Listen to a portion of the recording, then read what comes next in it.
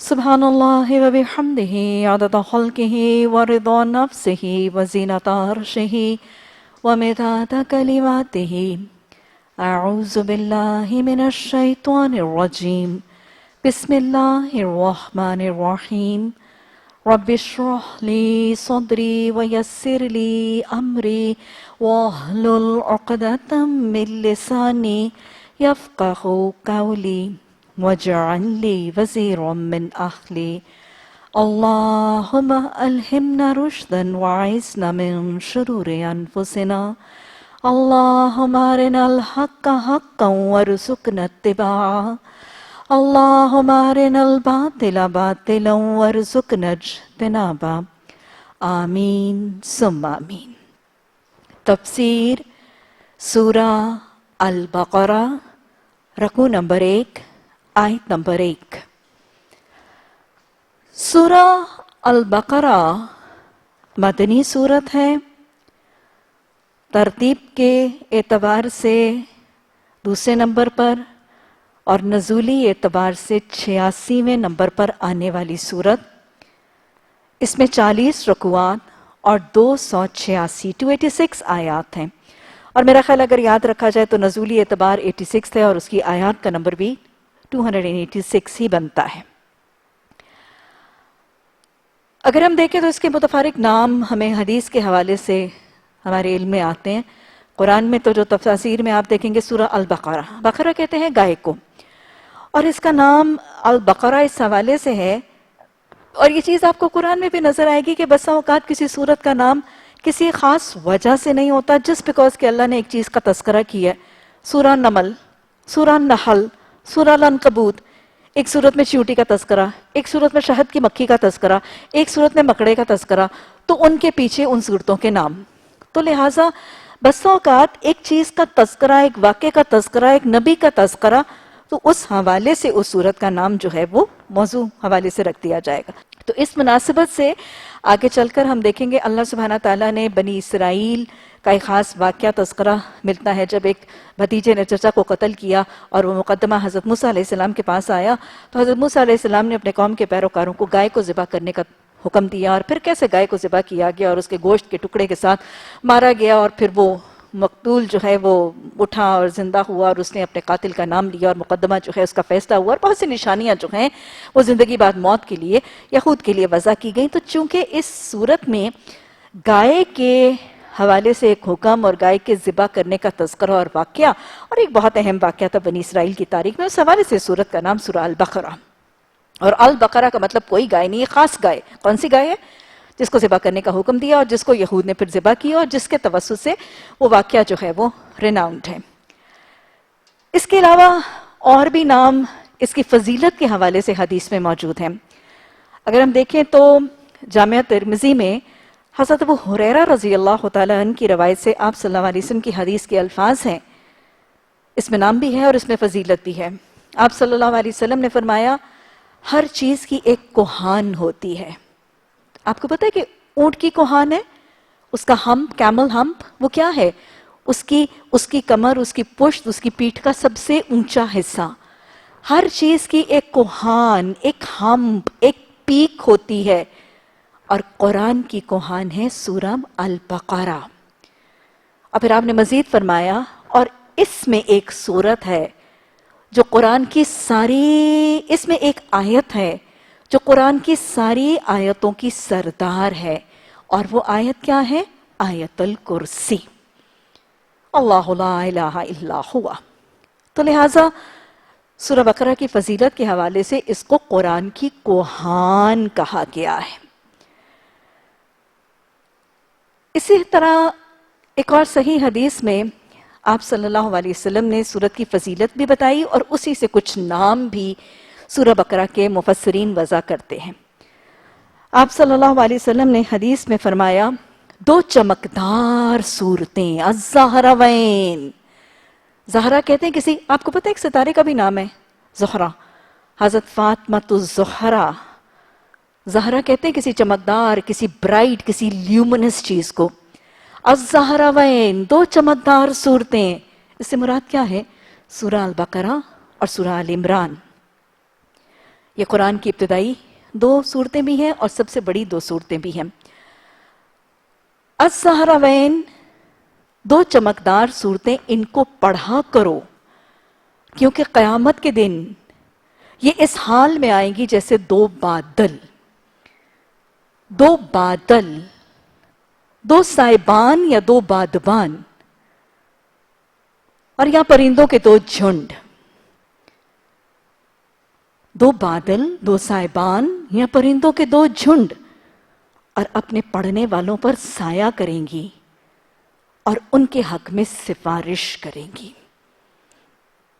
تو یہ سورہ بقرہ کی فضیلت بھی ہے، کتنی فضیلت ہے اس کی، اور سورہ آل عمران کی۔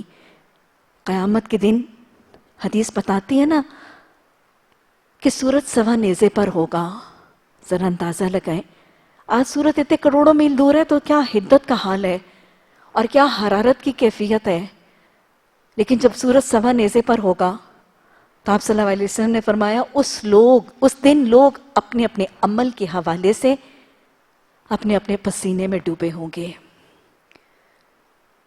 کوئی اپنے ٹخنوں تک، کوئی اپنے گھٹنوں تک، کوئی ناف تک، کوئی گلے تک، اور کوئی اپنے پسینے میں تیر رہا ہوگا۔ اللہم لا تجعلنا منہم، اللہ ہمیں ان بدبختوں میں سے نہ بنا دے۔ تو جس دن اور کوئی سایہ نہیں ہوگا، یہ دونوں صورتیں سائبانوں کی طرح، بادلوں کی طرح، پرندوں کے جھنڈ۔ آپ کو پتا ہے کہ آسمان پر جب پرندوں کا جھنڈ آ جاتا ہے تو کیا ہوتا ہے؟ سایہ آ جاتا ہے نا؟ سورج کی روشنی رک جاتی ہے عارضی طور پر۔ یہ ساری وہ چیزیں ہیں جو سورج کی دھوپ کو روکنے اور سورج کی دھوپ کی حرارت کو کم کرنے کا ذریعہ بنتی ہیں۔ تو جب سورج سوا نیزے پر ہوگا اور وہ دن اتنا لمبا 50,000 سال کے برابر، وہ دن لوگ اپنے اپنے پسینے میں ڈوبے ہوں گے، تو یہ صورتیں سایہ فراہم کریں گی، یہ 2 صورتیں سایہ فراہم کریں گی اور اللہ کے عرش میں سایہ ملے گا۔ بخاری کی حدیث ہے 7 خوش نصیب لوگوں کو عرش الہی میں سایہ ملے گا۔ انشاءاللہ یہ حدیث بار بار میں دہراتی رہوں گی۔ عادل حکمران، جوانی میں عبادت کرنے والا، وہ جس کا دل مسجد سے جڑا ہے، وہ لوگ جو خالصتاً اللہ کی خاطر ایک دوسرے سے محبت کرتے ہیں، وہ لوگ جو صدقہ ایسے دیتے ہیں کہ دائیں ہاتھ سے دیتے ہیں تو بائیں ہاتھ کو خبر نہیں ہوتی، اور وہ لوگ جو تنہائی میں اپنے گناہوں کو یاد کرتے ہیں اور خوف خدا سے آنسو بہہ نکلتے ہیں، اللہ کے عرش کے سائے کے علاوہ اور کوئی سایہ نہیں ہوگا۔ تو سایہ سورہ آل عمران اور سورہ بقرہ نے سایہ دینا ہے، اور عرش الہی میں 7 لوگوں کو سایہ ملنا ہے۔ یہ ہے سورہ بقرہ اور سورہ آل عمران کی فضیلت۔ اللہ ان دونوں صورتوں کو پڑھنے، سمجھنے، سیکھنے، ان کو حفظ کرنے، اپنی نمازوں میں پڑھنے، ان کا فہم حاصل کر کے ان کو اپنانے اور ان کے رنگ میں اپنے آپ کو رنگنے کی ہمیں توفیق عطا فرما دے۔ تو یہ سورت کی فضیلت بھی ہے کہ یہ کیسے سایہ بھی فراہم کریں گی اور یہ کیسے جھگڑا بھی کریں گی، کیسے سفارش بھی کریں گی۔ اور اسی حدیث کے حوالے سے نام بھی سورہ بقرہ کے آتے ہیں۔ الزہراوین 2 چمکنے والی صورتیں، الغمامتانی اسودانی 2 سیاہ بدلیاں، الزہراوین 2 چمکنے والی صورتیں، الغمامتانی اسودانی 2 سیاہ بدلیاں، الغیایتانی الظلتانی الفرقانی، اور پھر الخرقانی من الطیر، پرندوں کے 2 جھنڈ۔ یہ سب نام اسی حدیث کے حوالے سے ہیں۔ اسی طرح اس کی فضیلت ہی کے حوالے سے جامعہ ترمذی میں حضرت ابو ہریرہ رضی اللہ تعالیٰ عنہ کی حدیث کے الفاظ ہیں، آپ صلی اللہ علیہ وسلم نے فرمایا اپنے گھر کو قبرستان نہ بناؤ، اپنے گھروں کو قبرستان نہ بناؤ۔ امت کو ایک حکم ہے نا، اجتماعی حکم ہے، اپنے گھروں کو قبرستان نہ بناؤ۔ قبرستان میں تو مردے رہتے ہیں، کیا مطلب؟ کون سے مردے؟ یاد رکھیے گا، جن افراد کے ضمیر مردہ ہو جاتے ہیں، جن افراد کا رب سے تعلق ختم ہو جاتا ہے، قرآن سے تعلق، اللہ کے کلام سے تعلق، رب سے تعلق۔ ارے جب سورس کے ساتھ، اوریجن کے ساتھ تعلق نہیں رہا تو وہ جڑ سے اکھڑی ہوئی سبزی کی طرح، پودے کی طرح ہے نا۔ مردہ ہیں وہ لوگ جن کے دلوں میں اللہ کی یاد نہیں، اللہ کا تقوی نہیں، اللہ کے کلام کا تعلق نہیں۔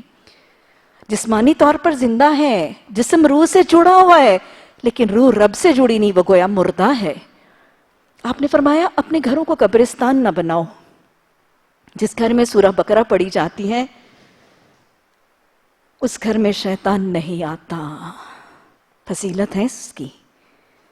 اسی طرح آپ صلی اللہ علیہ وسلم نے فرمایا اسے کسے؟ سورہ بقرہ کو. اسے حاصل کرنا باعث برکت ہے. اللہ ہمیں اس کی برکتیں سمیٹنے کی توفیق عطا فرمائے. اسے حاصل کرنا باعث برکت ہے اور اسے چھوڑ دینا باعث حسرت ہے. ایک اور حدیث میں آتا ہے جس گھر میں سورہ بقرہ پڑھی جاتی ہے شیطان اس گھر سے بھاگ جاتا ہے. اسی لیے بسا اوقات آپ نے دیکھا ہوگا جادو ٹونے تعویذ اور ان چیزوں کے توڑ کے لیے سورہ بقرہ کا پڑھنا تجویز کیا جاتا ہے. لیکن یاد رکھیے گا لا اکراہ فی الدین، دین میں جبر نہیں ہے.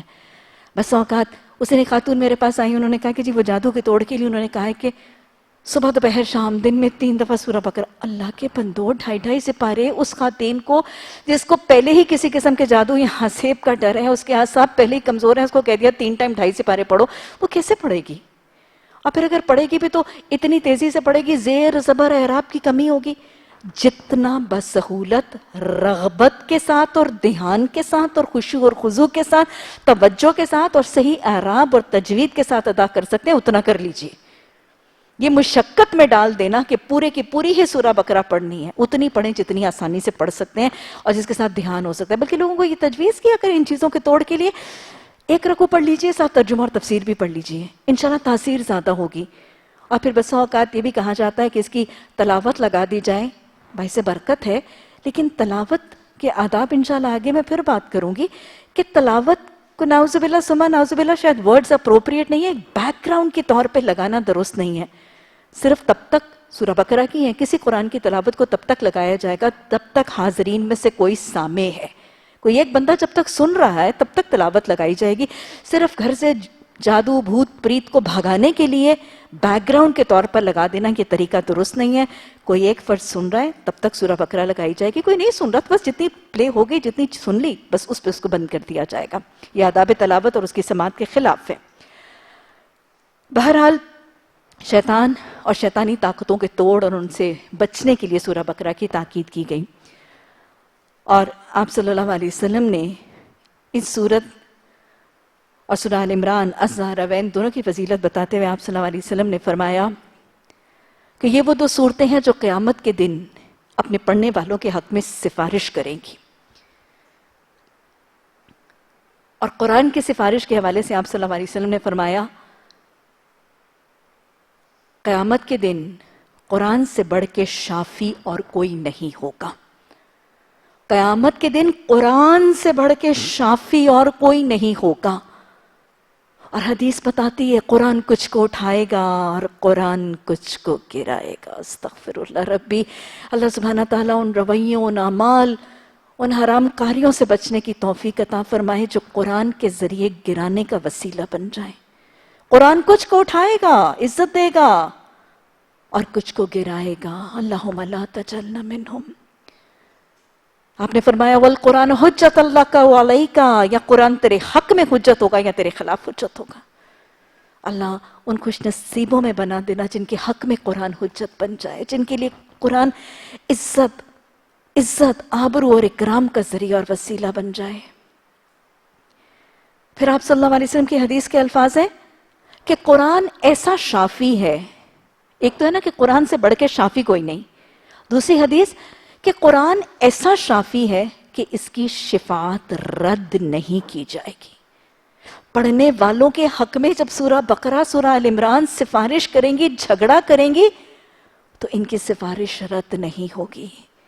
اس نیت سے پڑھنی ہے، اس دعا سے پڑھنی ہے، اس ذوق و شوق سے پڑھنی ہے، اس کو سیکھنے، سکھانے، سمجھنے، عمل کرنے اور اس کو لوگوں تک پہنچانے کی طلب اور تڑپ سے پڑھنی ہے تاکہ یہ قیامت کے دن میرے اور آپ کے حق میں بہترین سفارش کرے. اس شافی کی سفارش رد نہیں ہوگی. اللہ یہ ہمارے سائے کا ذریعہ بن جائے، ہماری سفارش اور شفاعت کا ذریعہ بن جائے.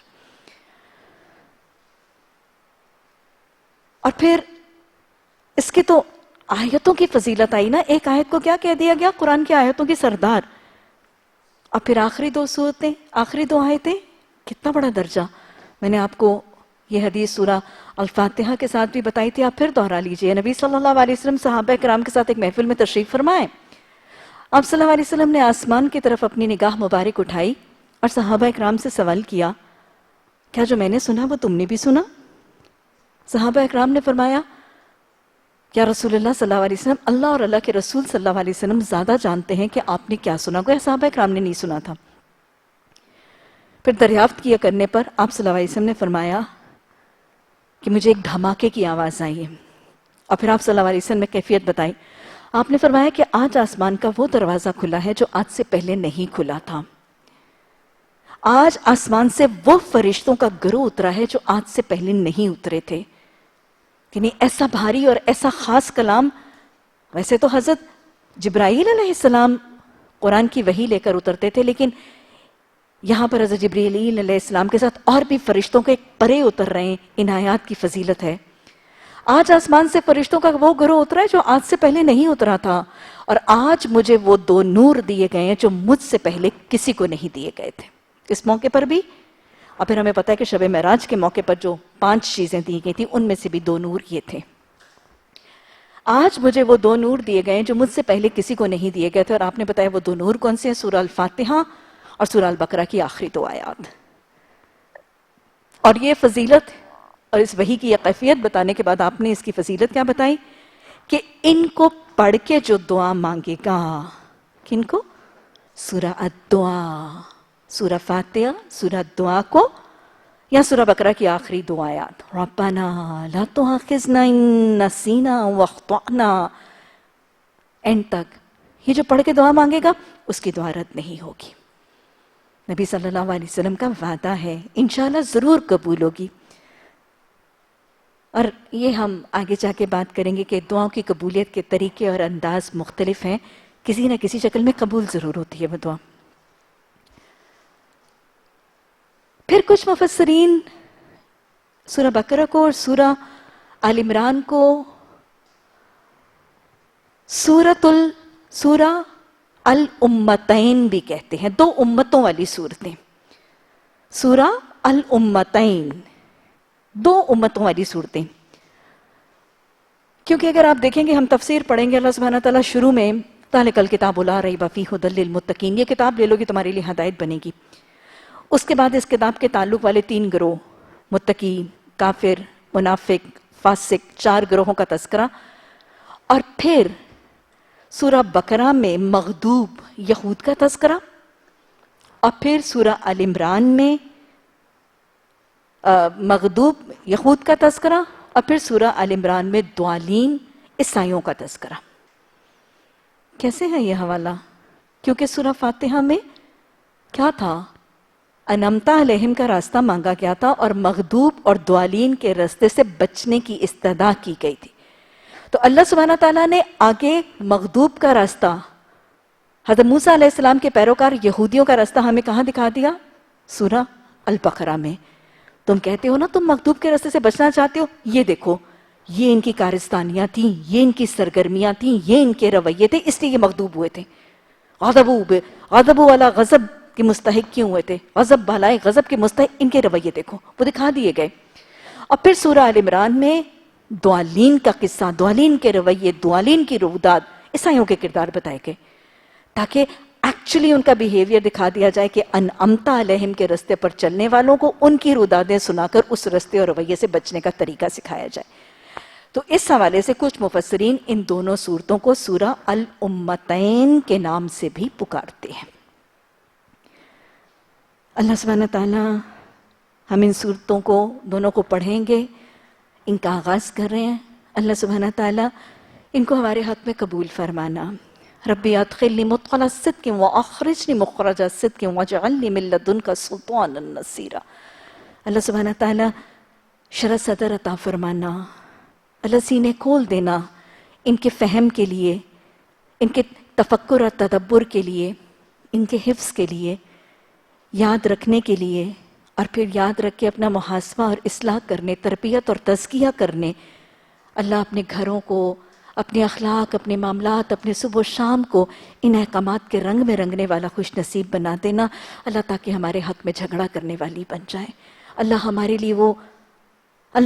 لیے وہ سیاہ بدلیاں بن جائیں، وہ پرندوں کا جھنڈ بن جائیں، اور اللہ ہماری نجات کا ذریعہ اور ہمارے حق میں حجت دینے والی یہ 2 صورتیں بن جائیں۔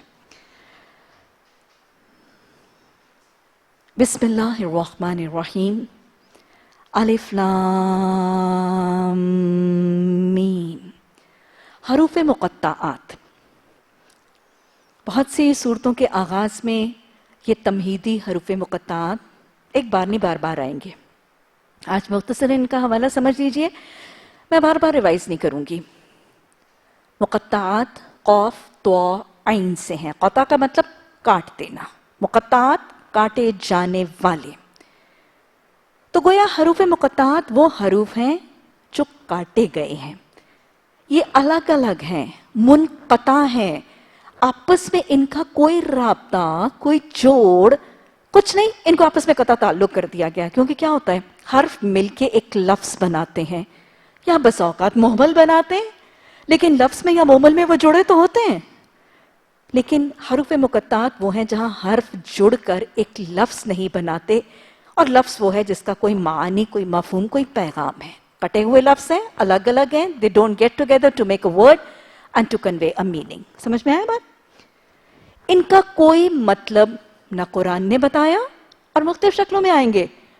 حمیم، حمیم عین سین قاف، کاف ہا یا عین صاد، اور اس کے علاوہ اور بہت سے، قاف، نون، کہیں صرف ایک حروف تہجی، کہیں ایک سے زیادہ، کہیں 5، کہیں 3، کہیں 4۔ تو لہٰذا یہ متفرق شکلوں میں آئیں گے، الگ الگ حروف ہیں، کوئی مطلب نہیں، کوئی معنی نہیں، نہ قرآن نے بتایا نہ حدیث نے سکھایا۔ تو جب قرآن حدیث نے ان کے معنی، ان کے مفہوم نہیں بتائے، تو ہمیں اس کی کرید میں، اس کی ٹو میں اور اس کے تجسس کو اپنے اندر پیدا کرنے کی کوشش سے اجتناب کرنا ہے۔ ہمیں صرف حدیث نے ان کے بارے میں یہ بتایا کہ ان میں ہر حرف کی ادائیگی پر 10 نیکیوں کا اجر ہے۔ تو جتنا بتایا گیا بس اتنا تعلق رکھیے، اس سے زیادہ تجسس اور کرید کرنا مومن کا طریقہ نہیں ہے۔ اس کے باوجود آپ دیکھیں گے کہ کچھ تفاسیر میں، کچھ مفسرین نے یہ لکھا ہے کہ یہ ایبریویشنز ہیں، الف اور لام اللہ کے لیے، میم محمد کے لیے، اسی طرح مختلف حروف مقطعات کو ایبریویشنز بنایا گیا۔ ہاں، جیسے Habib bank limited, HBL، UBL، PSO، WHO، FWO، abbreviations ہیں نا۔ تو کچھ لوگ خود سے خود، لیکن یہ قرآن اور حدیث کے حوالے سے نہیں ہے۔ تو لہٰذا ہمیں اس اختراع بازی اور ان چیزوں سے جو من گھڑتے ہیں ان سے اجتناب کر کے صرف ان کو اس ذوق و شوق سے پڑھنا ہے، اور صحیح تجوید اور صحیح مخرج اور صحیح انداز اور غنا اور اتار چڑھاؤ میں پڑھنا ہے، تاکہ ہر ایک حرف کے اوپر ہمیں میکسیمم 10 نیکیوں کا اجر ملے، and nothing more than that۔ کچھ تفاسیر میں آپ کو یہ بھی ملے گا کہ ان کی وجہ یہ ہے کہ یہ تمہیدی الفاظ ہیں کچھ صورتوں کے آغاز میں، کچھ صورتوں کے آغاز میں کوئی حروف مقطعات نہیں ہیں اور ابرپٹلی، اسپونٹینیسلی شروع ہوتی ہے نا، تو یہ تمہیدی حروف ہیں۔ اور کچھ مفسرین میں نے پڑھا یہ بھی لکھتے ہیں کہ ان میں خاص ایک میوزیکل سا ٹون ہے، ایک ساتھ ایک غنا کا انداز ہے۔ تو یہ سورت کے آغاز میں وہ لکھتے ہیں کہ اس لیے رکھا گیا کہ عربز، اس وقت کے لوگ جو ہیں وہ لا علم اور جاہل تھے، ان کو ایک اس طرح غنا کا ایک کلمہ سورت کے آغاز میں دیا جاتا تھا ان کی اٹینشن کو کیچ کرنے کے لیے، ان کو متوجہ کرنے کے لیے۔ جیسے ہوتا ہے نا کہ ایک خاص قسم کی ساؤنڈ ایفیکٹ دیا جاتا ہے کسی کو کیچ کرنے کے لیے تاکہ وہ اگلا کلام سنے۔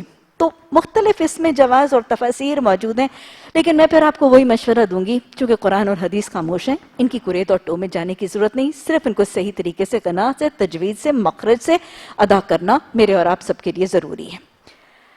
ذالک الکتاب، ذالکہ اسم اشارہ ہے، ہم پہلے بھی پڑھ چکے ہیں یہ کیسے ہے، یہ واحد مذکر بعید کے لیے آ رہا ہے، وہ ایک کتاب ہے۔ وہ ایک کتاب کیوں کہا گیا؟ اس لیے کہ یہ کتاب ابھی تو نازل نہیں ہوئی، آج سے 1400 سال پہلے مکہ کی بستی میں، جو میری آپ کی بستی سے بھی دور ہے، پیریڈ بھی ہم سے دور ہے، بستی بھی ہم سے دور ہے، تو وہ کتاب جو محمد صلی اللہ علیہ وسلم پر نازل ہوئی تھی، اس لیے اس کو ذالک الکتاب کہا جا رہا ہے۔ لیکن اکثر تفاسیر میں آپ ترجمہ یہ ایک کتاب پڑھتے ہیں. کیوں؟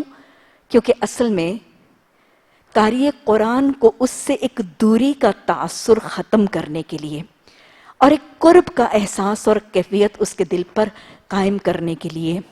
اور ویسے بھی قاری قرآن کے ہاتھ میں ہے نا، تو اس کو وہ کتاب کیوں کہا جائے؟ یہ ایک کتاب ہے. تو با محاورہ ترجمے میں اس لیے آپ کو بتا رہی ہوں کہ جب آپ گرامر کے حوالے سے ریلیٹ کریں گے اور آپ کتابوں میں ترجمہ دیکھیں گے تو اس میں ایک تغیر آپ کو نظر آئے گا. تو اس میں آپ کو تطبیق کر رہی ہوں. ایکچولی وہ کتاب مینز دیٹ کتاب جو اس دور میں اس جگہ اس وقت نازل ہوئی، لیکن ہمارے لیے وہ بعید ہے، وقت کے حوالے سے بھی اور علاقے کے حوالے سے بھی. لیکن ایکچولی چونکہ ہمارے پاس ہے، یہ ایک کیا ہے؟ الکتاب. کوئی کتاب نہیں ہے. کتاب بن ہوتا اگر کوئی کتاب ہوتا. کوئی کتاب نہیں ہے، الکتاب ہے، خاص کتاب ہے. The book, the best book, the most perfect book, the most complete book, سب سے زیادہ مکمل، بہترین، سب سے اچھی، سب سے بہتر، سب سے مکمل، سب سے محفوظ کتاب. the only book of its time.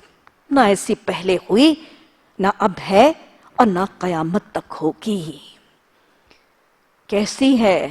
the best book کیسی ہے؟ حدیث بتاتی ہے، قرآن بتاتا ہے. قرآن کیا کہتا ہے؟ وَهُوَ خَيْرٌ مِّمَّا يَجْمَعُونَ. یہ کتاب، یہ تو ان تمام چیزوں سے بہتر ہے جو لوگ جمع کرتے ہیں. اور پھر کیسی بہتر ہے؟ آپ صلی اللہ علیہ وسلم نے حدیث میں فرمایا، خالق کے کلام کو مخلوق کے کلام پر.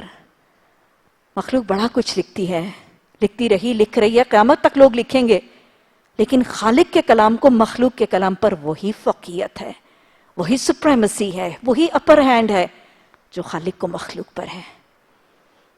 یہ ہے وہ الکتاب. کسی ٹام ڈک ہیری کسی بڑے آتھر کی نہیں. اللہ، ساری دنیا کے حاکم، ساری دنیا کے مالک، سب کے خالق، مالک، رازق، رب کی، رب العالمین کی طرف سے لکھی ہوئی، علیم کی طرف سے، عالم الغائب کی طرف سے، علام الغیوب کی طرف سے لکھی ہوئی ہے. the بیسٹ بک. اللہ اس کی قدر کرنے کی توفیق عطا فرما. اللہ اس کو اپنا بہترین زندگی کا وقت دینے کی توفیق عطا فرما. اللہ اس کو سیکھنے کا بہترین شوق بنانے کی توفیق عطا فرما. اللہ اس کو اپنی اولین ترجیح بنانے کی توفیق عطا فرما.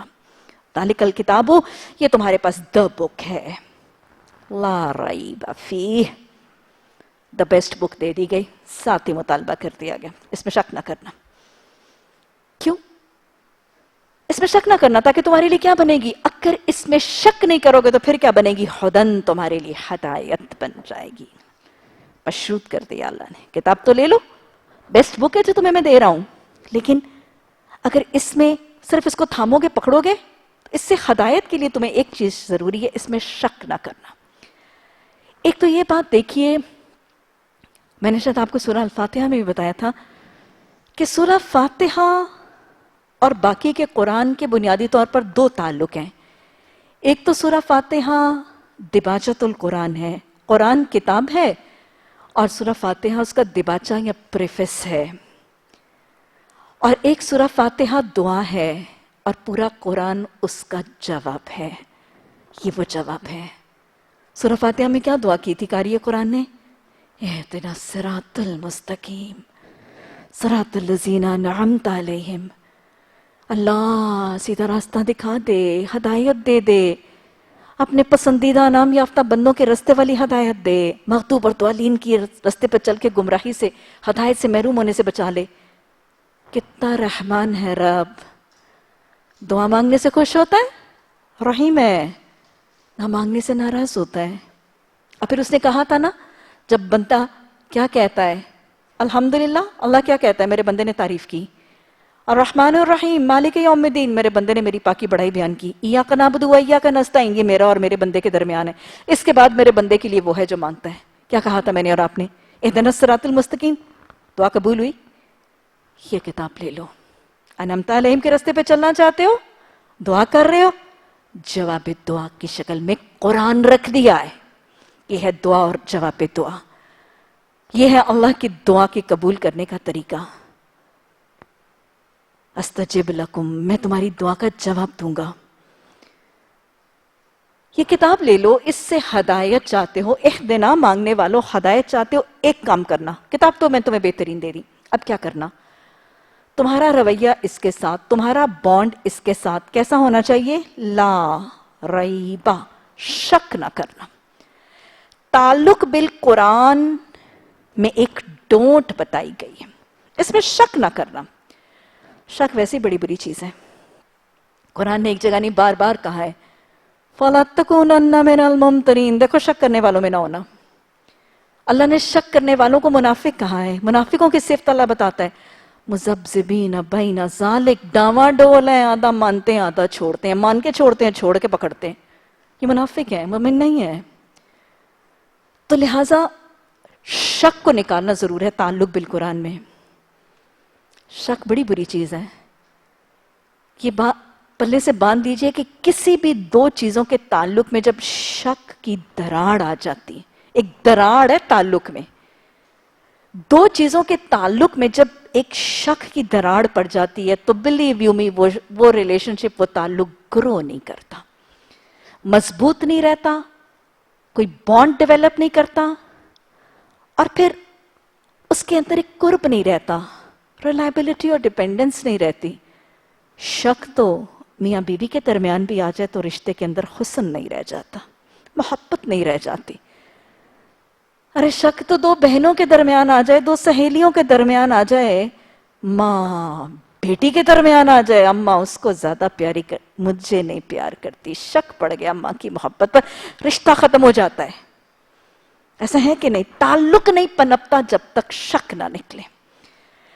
تو قاری قرآن نے ہدایت مانگی، اللہ نے قرآن دیا، اللہ نے ساتھ کا اپنے اور اس قرآن کے تعلق میں سے شک نکال دینا۔ شک کرتے رہو گے ہدایت نہیں ملے گی۔ ہدایت چاہتے ہیں اسے؟ اور کیا کرنے آئے ہیں؟ قرآن کلاس میں کیا کرنے آتے ہیں؟ اس کو پڑھ کے ہدایت ہی تو لینی ہے، جنت کا رستہ ہی تو سیکھنا ہے۔ شک نکالو گے پھر ہدایت ملے گی۔ کیسے شک کرتے تھے؟ مشرکین مکہ کو شک تھا، یہود اور نصارہ کو شک تھا۔ قرآن تذکرہ پڑھا ہے، سورہ امتین میں آپ ان کے شک دیکھیں گے، سنیں گے۔ مشرکین کیا شک کرتے تھے؟ مشرکین کو ایک تو شک تھا کہ اس قرآن کا ذریعہ محمد صلی اللہ علیہ وسلم، اللہ کے رسول صلی اللہ علیہ وسلم، اللہ کے رسول ہی نہیں ہے، نعوذ باللہ۔ پھر وہ کہتے تھے کہ اگر یہ کلام جو آپ صلی اللہ علیہ وسلم دیتے ہیں یہ ان کا کلام ہی نہیں ہے، آپ کو جادوگر، آپ کو کاہن، آپ کو ساحر، آپ کو مجنون سبھی کہا گیا، آپ کی نبوت میں شک کیا گیا، آپ کی ذہنی کیفیت میں شک کیا گیا، اور پھر یہاں تک کہہ دیا گیا کہ یہ اللہ کا کلام نہیں ہے۔ یہود اور نصارہ کیا کہتے تھے؟ نبی صلی اللہ علیہ وسلم کے منتظر ہونے کے باوجود، آپ کو پہچاننے کے باوجود کیا اعتراضات ہیں یہود اور نصارہ کے؟ نعوذ باللہ ثم نعوذ باللہ، اعتراضات، ایلیگیشنز، اس سے تو کوئی پڑھا لکھا سکھاتا ہے۔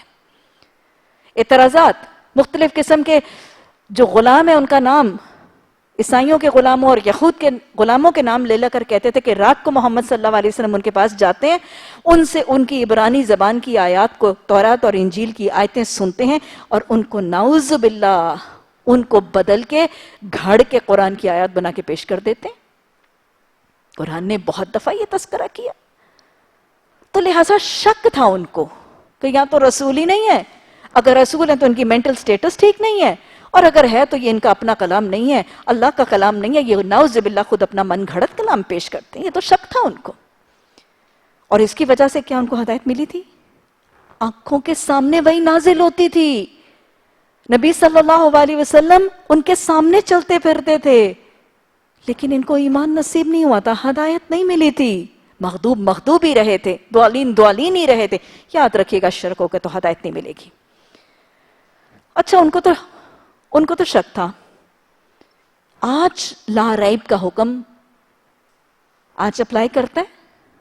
قرآن کیا صرف اس دور کے لیے تھا؟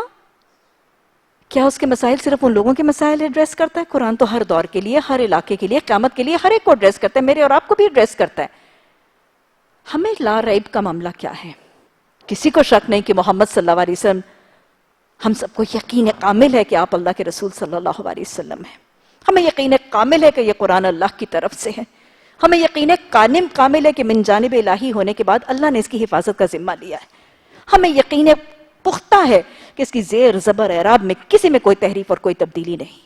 پھر شک کیسا؟ آج بھی شک ہے، آج بھی شک ہے۔ اور ان شکوک کو بھی نکالنا ضروری ہے. پہلا شک، آج کے دور کے لوگوں کا پہلا شک، احکامات آئیں گے، اعصاب پر بجلی کے کڑک کی طرح گریں گے، سود. نہیں نہیں، یہ آج کے لیے نہیں ہے، یہ تو اس دور کے لوگوں کے لیے تھا. شک ہے کچھ لوگوں کو. آج قرآن کے احکامات، قرآن کے حلال حرام کچھ ایسی چیزوں پر یہ شک ہے. ایک انٹیلیجنسیا کو، پڑھے لکھے لوگوں کو، ایلیٹسٹ لوگوں کو یہ شک ہے. نہیں، we need to change these احکامات. آج کے دور کے ارے لوگ وہ مریخ پہ پہنچ گئے، وہ چاند پہ پہنچ گئے، یہ قرآن پڑھنے والے 1901 کی باتیں کرتے ہیں، 1400 سال پرانے. اس کو بدلنے کی ضرورت ہے. وہ سنا ہے نعرہ؟ انلائٹنڈ اسلام، ماڈریٹ اسلام. کیا ہے؟ شک ہے. نام لیے جاتے ہیں، اس میں اجتہاد کی ضرورت ہے. انشاءاللہ میں اس پہ بہت وضاحت سے بات پھر کروں گی. قرآن کے احکامات حتمی ہیں، ابدی ہیں، قیامت تک کے لیے ہیں. اس میں کوئی اجتہاد کیا نہ دروازہ کھل سکتا ہے، نہ امکان موجود ہے. اور احکامات ہی ایسے ہیں کہ ہر دور، ہر علاقے، ہر وقت کے لوگوں کے لیے اپلیکیبل ہیں، ہو سکتے ہیں، اور بہترین اور درست ترین ہیں. الیوم اکملت لکم دینکم واتممت علیکم نعمتی ورضیت لکم الاسلام دینا. اسی کو پسند کیا میں نے تمہارے لیے قیامت کے لیے. بس فنشڈ. کوئی انلائٹنڈ اسلام. یہ پہلا شک. اور دوسرا شک نہیں میری بہنوں، یقین. ایک گروہ نہیں، معاشرے کی ایک کثیر تعداد اور کثیر افراد کے دلوں میں شیطان یہ یقین انکلکیٹ کرنے میں کامیاب ہو گیا ہے. شک نہیں ہے، یقین ڈال دیا شیطان نے. یہ حکم ہے، درست ہیں، اللہ کی طرف سے ہیں، درست ہیں، اپلیکیبل ہیں، آج کے لیے بھی ہیں. لیکن شیطان نے یقین کر دیا، باور کرا دیا لوگوں کو، اس پر عمل کرو گے نقصان ہوگا، اس کو پورے کا پورا پکڑو گے فائدے ہاتھ سے جائیں گے. کیا خیال ہے کہ نہیں یقین؟ اس کے احکامات کو تھامو گے تمہارے کاروبار میں نقصان ہو جائے گا، گھاٹے سے دو چار ہو جاؤ گے. اور اس کو پورے کا پورا اپنے آپ کو اس کے رنگ میں رنگ لوگے تو بہت سے فائدوں سے محروم ہو جاؤ گے. شیطان یقین دلا چکا ہے، یقین کی تھپکی کی نیند سلا چکا ہے بہت سے لوگوں کو. یقین، یہ شک نہیں نکالنا دل سے تو پھر ہدایت نہیں ملے گی. آپ کو کچھ لمحے دے رہی ہوں، اپنے اپنے دلوں کو ٹٹولیں. کیا ایسا کوئی شک یقین دل میں موجود تو نہیں؟ قرآن پڑھوں گی، کوئی شک ہے؟ پورے کا پورا اپنا کھانا پینا اوڑھنا کاروبار خوشیاں غمیاں شادیاں بیاہ اس کے رنگ میں رنگ لیے نقصان ہوگا؟ اگر ہے اپنے دلوں کو ٹٹولیں، نکال دیں اس شک کو، نکالیں اس شک کو. جب تک یہ شکوک و شبہات نہیں نکلیں گے میں آپ کو بتاؤں آپ کا تعلق بالقرآن مضبوط نہیں ہو سکتا. نکال دیجئے یہ شک کو. اس پر عمل کرنے والے اولئک ھم المفلحون ہوں گے، دنیا میں بھی، جنت میں بھی، قبر میں بھی، حشر میں بھی، پلسرات پر بھی فلاح اس کو ملے گی جو اس پر ایمان لائے گا. اور اس کا انکار کرنے والے اولئک ھم الخاسرون ہوں گے. اس پر عمل کرنے سے کوئی خسارہ نہیں ہوگا، اس پر عمل کرنے سے کوئی فائدہ کوئی فلاح ہاتھ سے نہیں جائے گی. یہ دلوں سے نکال دیجیے. تو لہٰذا جب اللہ سبحانہ تعالیٰ کے کرم، اس کے فضل، جیسے حدیث کہتی وما توفیقی الا باللہ، ہمیں پتہ چلتا ہے کہ ہم اللہ کی توفیق کے بغیر کچھ نہیں کر سکتے. تو اس کے کرم اور فضل اور اس کی خاص عنایات اور اس کے احسان سے اگر ہم نے اس قرآن کو تھام ہی لیا تو ہمیں ہر قسم کا شک اور شبہ نکالنا ہے. کیا شک؟ انشاءاللہ اب ہمارے دلوں میں شیطان یہ وسوسے نہیں ڈالے گا. ہم سورہ فاتحہ کو، سورہ بقرہ کو، سورہ آل عمران، سورہ نساء کے احکامات پڑھتے جائیں گے، ان کے احکامات پہ آمنا بھی کہتے جائیں گے اور انشاءاللہ ان کو اپنے عمل سے ثابت کرتے جائیں گے. ہمیں ان احکامات کو سننے، ماننے، ان کو اپنے عمل میں لانے پر کوئی شک نہیں ہوگا کہ میں ان کو اپناؤں گی تو مجھے کوئی نقصان ہوگا، میرے کاروبار میں، میرے دھندے میں، معیشت میں، معاشرت میں نقصان نہیں ہو سکتا، میرے ہاتھ سے کوئی فائدہ نہیں جائے گا، کوئی کاروبار کی ترقی میں، میرے بچوں کے رشتے میں، میرے سماجی تعلقات میں، میرے سوشل بانڈز میں، میری ساکھ میں، میری ریپوٹیشن میں، میرے فزیکل سوشل ریلیشن شپس میں کوئی نقصان نہیں ہوگا۔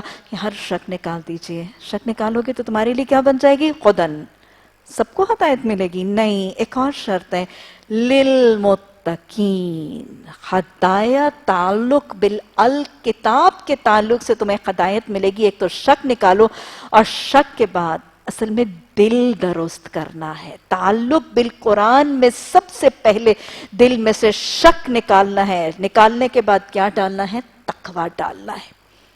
ایک چیز نکلے گی تو دوسری چیز ڈلے گی۔ شک کو نکالو اور شک کو نکال کے خوبصورت تقوی جیسا جذبہ ڈال دو۔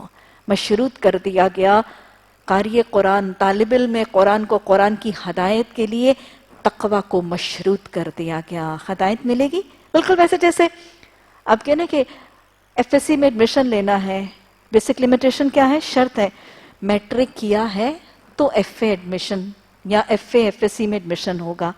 بی ایس سی میں ایڈمیشن کس کو ملے گا؟ ایف اے والے کو بی ایس سی میں ایڈمیشن نہیں ملے گا، ایف ایس سی کرنے والے ہی کو بی ایس سی میں ایڈمیشن ملے گا۔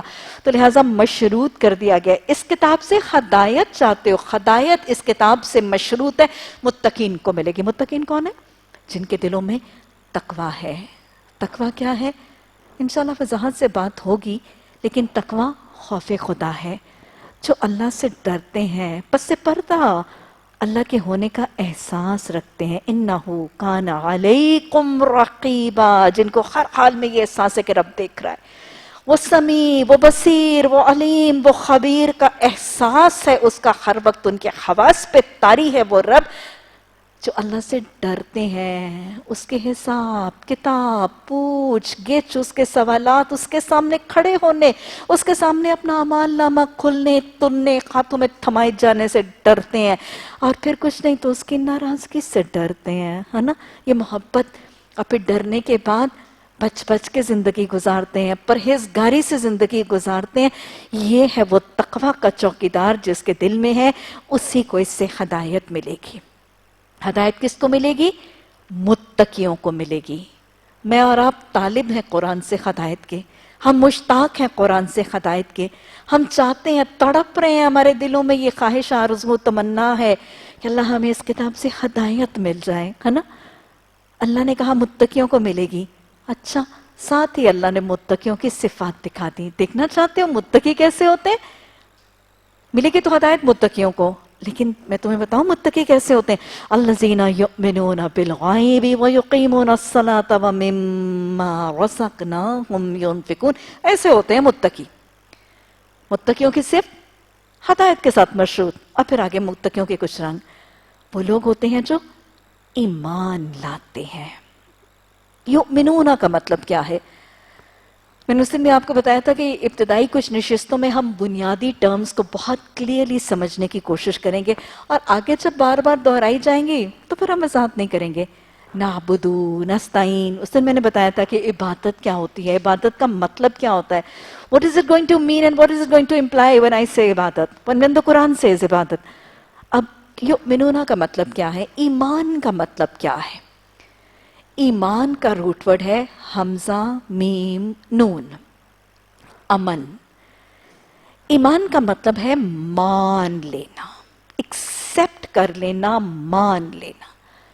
اور یاد رکھیے گا امن کا اور مان لینے کا آپس میں بڑا گہرا تعلق ہے۔ چولی دامن کا ساتھ ہے امن کا اور ماننے کا۔ دیکھیں ذرا مثال، پوری کائنات، سورج، چاند، ستارے، ہوائیں اللہ کی مانتی ہیں، اللہ کی تابع ہیں، اللہ کے احکامات کو مانتی ہیں۔ کائنات میں کیا ہے؟ امن ہے۔ کائنات میں کتنا امن ہے، کائنات میں کتنی پیس ہے، کتنی ٹرانکویلٹی ہے، کتنا سکون ہے، کیونکہ کائنات کا سارا نظام اللہ کو مان کے اللہ کی مانتا ہے۔ مان لینے سے امن پیدا ہوتا ہے۔ مثلا مثال دیکھیں، سڑک پہ چلنے والی ٹریفک جب ٹریفک لاز کو مان لیتی ہے تو سڑک پہ کیا ہوتا ہے؟ امن ہوتا ہے۔ اور جہاں پہ سڑک پہ چلنے والی ٹریفک لاس کو نہیں مانتی، ریڈ لائٹ گرین لائٹ کوئی فرق نہیں پڑتا، سڑک کے اوپر کیا ہوتا ہے؟ بدامنی آ جاتی، انتشار، فساد، بگاڑ، دھماکے، ایکسیڈنٹس ہوتے۔ اچھا اسی طرح گھر کے اندر اولادیں، بچے جب اپنے والدین کی بات مان لیتے ہیں تو کیا ہوتا ہے؟ امن آ جاتا ہے۔ اس سے اوپر جائیں، گھر کے نظام کے اندر جب بیوی اپنے شوہر کی باتیں مان لیتی ہے تو کیا ہوتا ہے؟ امن آ جاتا ہے۔ ایسے ہے کہ نہیں؟ اب سمجھ آیا؟ ایمان اور امن کا آپس میں بہت گہرا تعلق ہے۔ اللہ اس قرآن اور اس قرآن کے رب کے احکامات کو مان کے اپنی زندگی میں امن اور سکون پیدا کرنے والا خوش نصیب بنا دے۔ ماننے کا مطلب کیا ہے؟ دل کی حالت، اللہ کو ماننا، کتابوں کو آپ کو پتہ ہے ایمان کیا ہے؟ ایمان مفصل 5 یا 6، اللہ کے فرشتے، اللہ کی کتابیں، اللہ کے رسول، آخرت کا دن، اور پھر ایمان مفصل میں وہ حدیث جبریل میں ایمان بالقدر بھی ہے، تقدیر پر ایمان بھی ایمان مفصل کا حصہ ہے۔ ایمان صرف دل سے ماننا نہیں ہے، وہ کہتے ہیں نا دل و نگاہ مسلم نہیں تو کچھ بھی نہیں، تو گویا ایمان کا مطلب ماننا، ایسے ماننا ہے کہ دل سے بھی ماننا اور قول اور فعل سے مانے ہوئے کی تصدیق کرنا اصل میں ماننا ہے۔ صرف دل میں مان لینا ماننا نہیں ہے۔ میں بس اوقات ایک مثال سے بات سمجھایا کرتی ہوں۔ آپ دیکھیں کہ ماں ہے نا، اس کے پاس اس کا بچہ بیٹھا ہوا ہے اور ماں کہتی ہے بیٹا اٹھو شام ہو رہی ہے، ہوم ورک کر لو۔ جی امی ہوم ورک کر لیتی ہوں، ابھی ہل نہیں رہی، وہیں بیٹھی ہوئی ہے۔ بیٹا، دوسری دفعہ ماں کہتی ہے بیٹا اٹھو جلدی جلدی سے ہوم ورک کر لو، سونے کا وقت۔ امی جان، پیاری امی جان، میری بہت اچھی امی جان، میں ابھی ہوم ورک کر لیتی ہوں، لیکن اٹھتی نہیں ہے۔ اماں پھر تیسری دفعہ کہتی ہے بیٹا دیر ہو رہی ہے، میں صدقے امی جان میں ہوم ورک، لیکن ہوم ورک کر نہیں رہی۔ ماں کیا کہے گی؟ انکار تو نہیں کر رہی، وہ شاید دل میں بھی مان رہی ہے کہ میں نے ہوم ورک کرنا ہے، وہ شاید جانتی بھی ہے کہ اماں مجھے کہہ رہی ہے، غلط نہیں کہہ رہی، وہ زبان سے بھی اقرار کر رہی ہے کہ اماں میں کرتی ہوں، 100 اماں کی تعریفیں صدقے واری ہو کے کہہ رہی ہے، لیکن اٹھ کے کر نہیں رہی۔ آپ کیا کہیں گی؟ میری بیٹی میری بات مان رہی ہے؟ نہیں نا؟ والد کے آنے پہ ماں کی پہلی شکایت ہوگی یہ میری مانتی نہیں ہے۔ ایسا ہی ہے کہ نہیں ہے؟ تو ماننے کا مطلب کیا ہے؟ ماننے کا مطلب ہے دل سے ماننا، قولی طور پر زبان سے جو ماننا ہے اس کا اقرار اور دعویٰ کرنا، اور پھر عمل کی سٹیمپ لگا کر اپنے قول اور اپنی نیت اور اپنے ایمان کو ثابت کرنا، یہ ہے ماننا۔ ایمان اللہ کو ماننا، اللہ کی ماننا، قرآن کو مان کے قرآن کی ماننا، رسول صلی اللہ علیہ وسلم کو رسول مان کے ان کی حدیث اور سنت کی ماننا، یہ ایمان ہے۔ اچھا متقین ایمان لاتے ہیں، کیسے ایمان لاتے ہیں؟ دیکھ کے، سن کے، ٹٹول کے؟ بالغیبی، غائب کس کو کہتے ہیں؟ غائب بس اوقات ترجمہ ہوتا ہے بغیر دیکھے، نہیں، غیب ہر اس چیز کو کہتے ہیں جو انسان اپنے حواس خمسہ کے ساتھ محسوس نہیں کر سکتا۔ اللہ سبحانہ تعالیٰ نے ہمیں حواس خمسہ دیے، سینسیشنز کون کون سی؟ دیکھنے کی، آنکھوں سے دیکھنا، کانوں سے سننا، ناک سے سونگھنا، زبان سے ٹیسٹ کرنا، ہاتھوں سے ٹچ کرنا، اور ٹچ میں بہت سی چیزیں، اس کی شکل پتہ چلتی ہے، اس کی حرارت پتہ چلتی ہے، اس کی سختی، اس کی نرمی پتہ چلتی ہے، ہاتھوں سے چھو کر بہت سی چیزیں پتہ چلتی ہیں۔ غائب کیا ہے؟ بغیر دیکھے، بغیر سنے، بغیر ٹٹولے، بغیر چکھے، بغیر سونگے کسی چیز کو مان لینا غائب ہے۔ اللہ پر ایمان کیا ہے؟ اللہ کو دیکھا جا سکتا ہے؟ نہیں، محمد صلی اللہ علیہ وسلم تک نے نہیں دیکھا نا۔ اللہ کو سنا جا سکتا ہے؟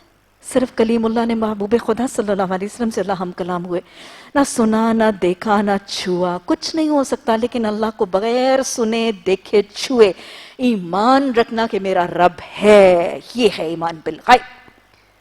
محمد صلی اللہ علیہ وسلم کو میں اور آپ تو دیکھ ہی نہیں سکتے، نہ سن سکتے ہیں۔ اس دور کے لوگ نبی صلی اللہ علیہ وسلم کو جسمانی لحاظ سے تو دیکھتے تھے، لیکن آپ کی رسالت، آپ کی وحی، وہ جو اصل آپ کی نبوت کا ذریعہ تھا، اس کو تو نہیں دیکھ سن سکتے تھے۔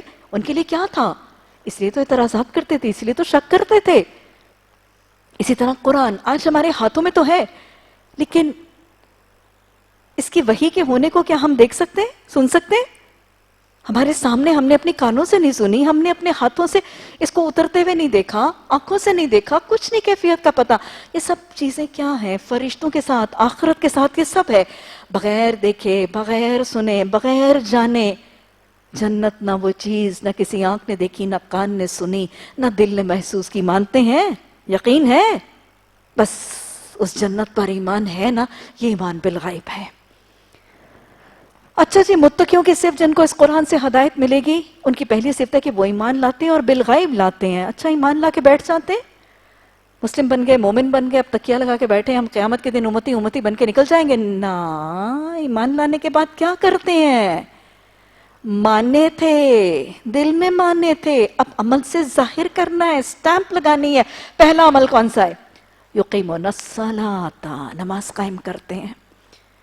ایمان کے بعد پہلی چیز اپنے ایمان کی تصدیق کے لیے، اپنے اسلام میں داخلے کے دعوے کے اقرار کے ثبوت کے لیے پہلی چیز نماز ہے.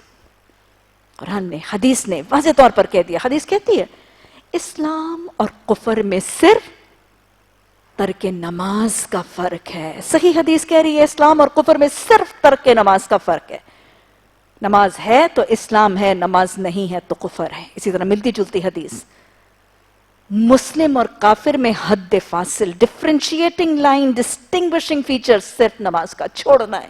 ارے دنیا میں نہیں، قیامت میں بھی فرق ہے. آپ صلی اللہ علیہ وسلم نے فرمایا قیامت کے دن بے نمازی کو قارون کے ساتھ، فرعون کے ساتھ، حامان کے ساتھ، ابی بن خلف کے ساتھ اٹھایا جائے گا. ارے بے نمازی نمازی مسلمان نہیں ہے.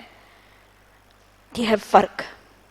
تو لہٰذا تقوی کرنے والے وہ ہیں جو ایمان لانے کے بعد پہلا کام نماز کے ساتھ جڑتے ہیں.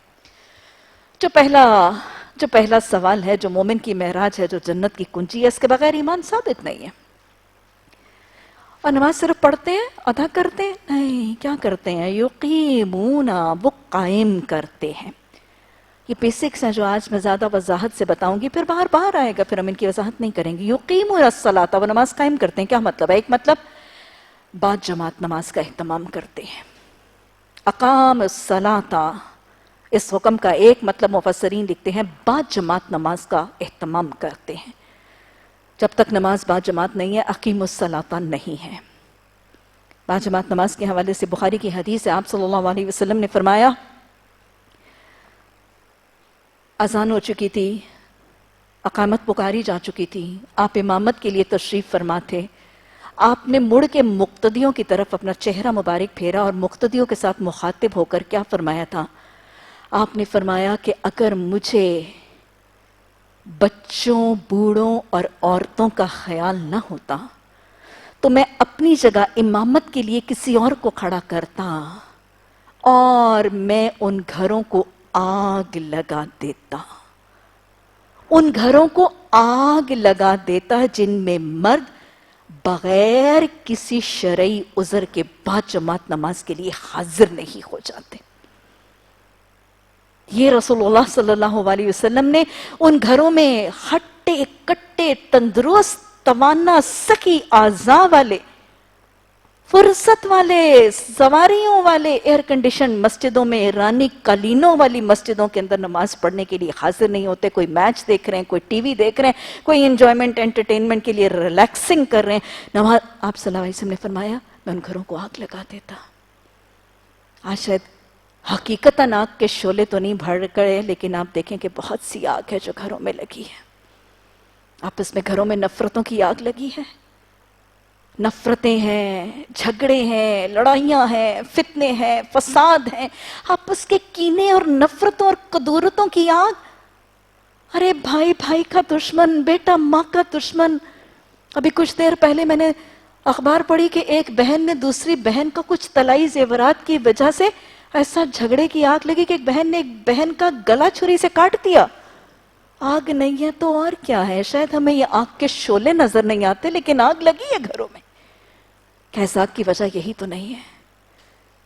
یہی ہے افلا یتفکرون افلا یتدبرون. قرآن پڑھ کے تم تفکر اور تدبر نہیں کرتے؟ اپنے مسائل کا حل اس قرآن میں تلاش نہیں کرتے؟ یقیمون الصلاۃ نہیں ہے آج. رب اجعلنی مقیم الصلاۃ ومن ذریتی. اور یقیمون الصلاۃ کا دوسرا مطلب ایک وسیع مفہوم ہے. قرآن میں کہیں نماز پڑھنے کا حکم نہیں ہے. میں بار بار یہ بتاؤں گی، بار بار یہ تذکرہ آئے گا، نماز قائم کرنے کا حکم ہے. اور یہ ایک وسیع مفہوم ہے، بہت وسیع مفہوم ہے. کیا ہے؟ نماز قائم کرنا ہے، اس پورے کے پورے سسٹم کو اپنی زندگی کا، لائف کا پیٹرن بنا لینا ہے. کہاں سے کہاں تک ہے یقیمون الصلاۃ؟ اذان کا انتظار. حدیث میں آتا ہے نا، ابھی میں نے آپ کو بتایا کہ عرش الہی کے علاوہ سایہ نہیں ہوگا، تو عرش الہی کے سائے میں ایک خوش نصیب وہ ہے جس کا دل مسجد سے جڑا ہے، نماز کا انتظار کر رہا ہے، اذان کا انتظار کر رہا ہے. مردوں کا دل مسجد سے جڑا ہے، عورتوں کا دل اذان سے جڑا ہے. اچھا، یقیمون الصلاۃ کا پہلا مرحلہ نماز کے وقت کا انتظار، اذان کا انتظار. دوسرا مرحلہ اذان کا جواب دینا، سنت ہے، حدیث کی تاکید ہے. پھر اذان کے بعد مسنون کلمات، دعاؤں کا، درود کا پڑھنا. پھر اس کے بعد دعا کا کرنا. اور نماز قائم کرنے کے لیے اگلا مرحلہ، اب نماز پڑھنے جا رہے ہیں، اللہ سے ملاقات کرنے جا رہے ہیں، اپنے لباس کو پاک صاف ستھرا، اپنے جسم کو پاک صاف ستھرا، لباس کو ساتر لباس بنانا ہے. پھر اس کے بعد وضو کا اہتمام، پاکی اور طہارت کے لیے وضو کا بناؤ سنگھار کر کے، بنا سنوار کے، محمد صلی اللہ علیہ وسلم کی سنت کے مطابق وضو کرنا. یہ سب حکیم الصلاۃ ہی کے تو مختلف قدم اور پہلے ہیں، سٹیپس اور درجے ہیں.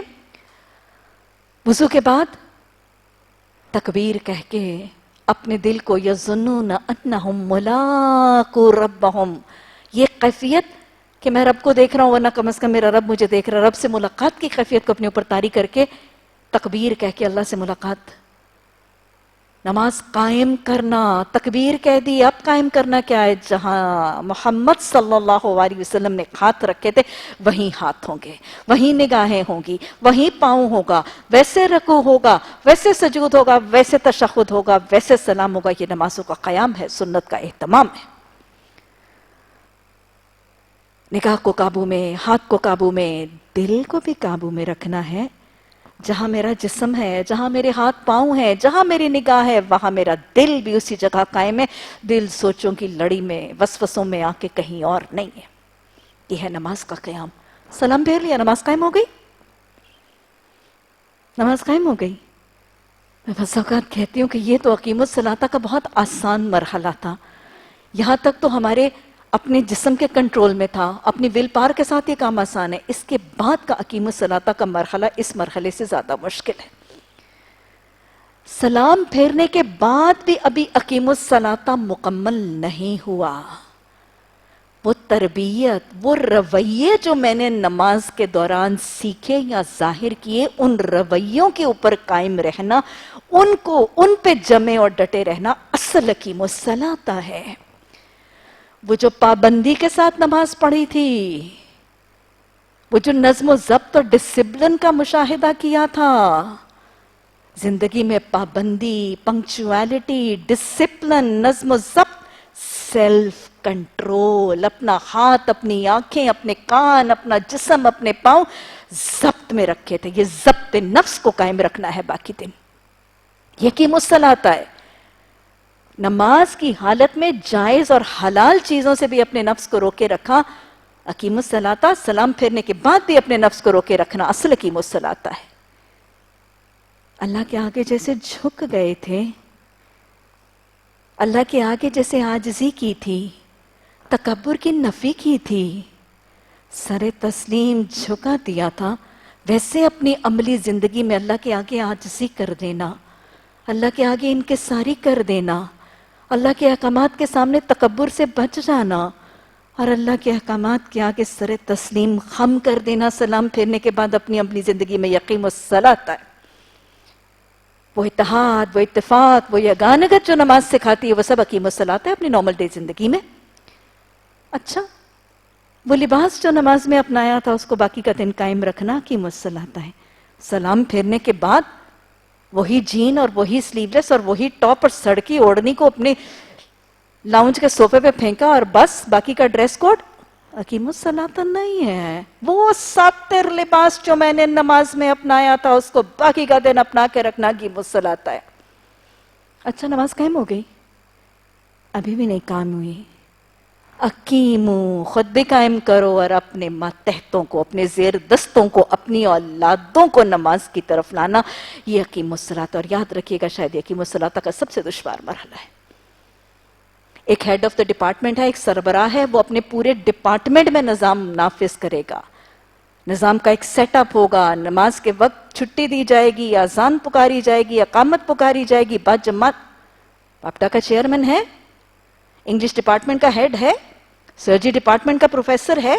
اپنے ڈپارٹمنٹ اور اپنے ماتحتوں کے اندر وہ نظام